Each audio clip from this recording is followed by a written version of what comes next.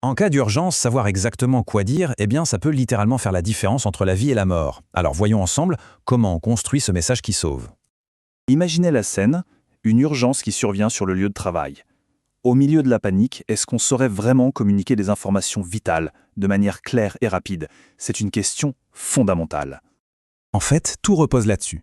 La qualité du tout premier contact, du tout premier message, va déterminer la rapidité et l'efficacité des secours. Un message clair, un message précis, c'est du temps de gagner. Et ce temps, c'est parfois une vie.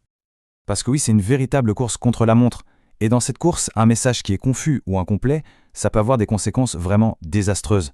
C'est pour ça qu'une structure claire est indispensable.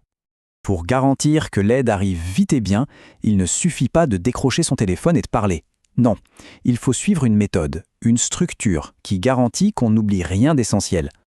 Et cette méthode, elle est assez simple finalement. Elle tient en 6 informations clés, 6 points vitaux qui vont structurer n'importe quel message d'alerte pour le rendre parfaitement efficace.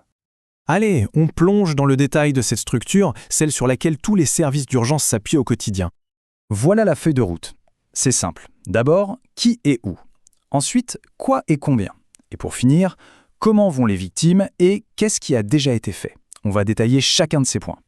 On commence par le tout début, les 2 premiers points, qui sont absolument cruciaux pour que les secours arrivent au bon endroit.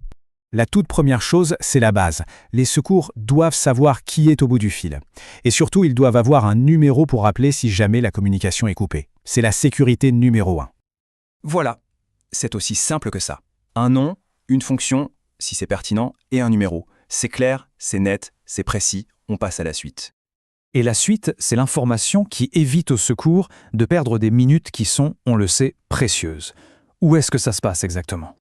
Vous voyez le niveau de détail ? On ne dit pas juste « dans l'atelier ». Non. 2e étage, zone A, porte 5. Là, il n'y a aucune place au doute. L'équipe qui arrive sait précisément où aller.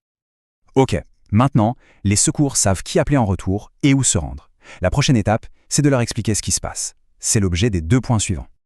Une description courte, factuelle, ça les aide à anticiper, à préparer le bon équipement, à mobiliser le bon personnel. Bref, à arriver préparé. Pas besoin de faire de grands discours. Une chute depuis un échafaudage. En quelques mots, l'opérateur comprend tout de suite le type de blessure possible et le matériel qu'il va falloir. Une victime ou 10, l'information peut paraître simple, mais elle est capitale. C'est ça qui va déterminer le nombre d'ambulances, le nombre de soignants à envoyer sur place. Et voilà, ça change tout. L'opérateur sait immédiatement qu'il doit mobiliser des ressources pour 2 personnes et pas une seule. On arrive aux 2 derniers points. Ils sont tout aussi importants. Comment vont les victimes et qu'est-ce qui a été fait en attendant les secours ? Ces observations, elles sont vitales. Pourquoi ? Parce qu'elles permettent à l'opérateur de faire un premier diagnostic à distance, d'évaluer la gravité et même de donner des instructions de premier secours par téléphone. Là, on voit bien comment ce simple message transmet 2 niveaux d'urgence complètement différents. Une urgence vitale absolue pour la première victime et une urgence sérieuse mais différente pour la seconde. En précisant ce qui a déjà été fait, on évite les instructions en double et surtout, on montre au secours que la situation est prise en main et que la zone est sécurisée autant que possible. Ici, on donne des informations très concrètes. La victime est en PLS, c'est-à-dire en position latérale de sécurité, un geste de premier secours essentiel. Et le SST, le sauveteur secouriste du travail, est alerté. L'équipe d'urgence sait que des gens compétents sont sur place. Bon, maintenant, le plus important, c'est de voir comment tous ces morceaux de puzzle s'assemblent pour former un seul message, un message puissant et efficace. On se rappelle la logique, hein ? Qui et où, quoi et combien, et enfin, comment et quelles actions. Voyons ce que ça donne quand on met tout ça bout à bout. Et voilà, le message parfait. En moins de 15 secondes, toutes les informations vitales sont transmises. C'est ce type de message, court mais incroyablement complet, qui peut vraiment faire toute la différence.